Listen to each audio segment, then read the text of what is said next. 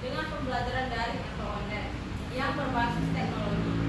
Model ini tidak hanya menggantikan kehadiran fisik guru dengan teknologi, tetapi memperkuat dengan menyediakan berbagai media dan sumber daya belajar yang dapat diakses siswa di luar jam pelajaran.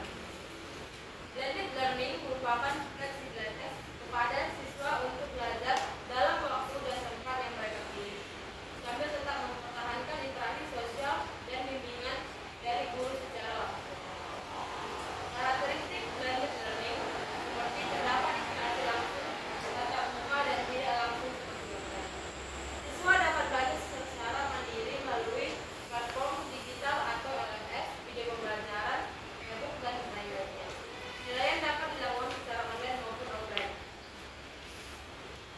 Materi dapat diakses kapanpun dan diulang-ulang, sehingga mendukung pembelajaran yang lebih mendalam.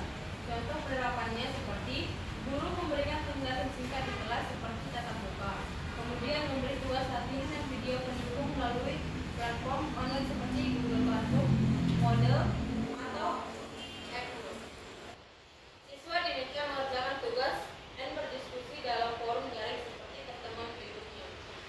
Langkah blended learning seperti mempermudah akses siswa terhadap materi belajar, menyesuaikan pembelajaran dengan perkembangan teknologi dan kebutuhan generasi digital, mengembangkan keterampilan digital siswa, dan meningkatkan efektivitas waktu di kelas untuk kegiatan aktif seperti diskusi atau praktik.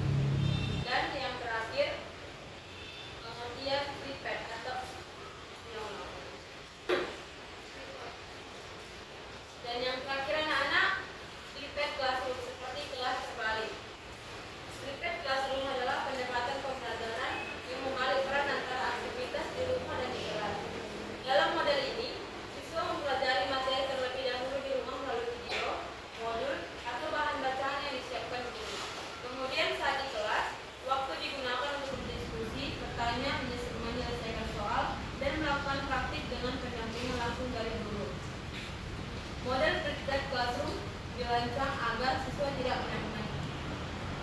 Siswa tidak hanya menerima materi secara pasif di kelas, tetapi datang ke kelas dengan persiapan, sehingga waktu belajar lebih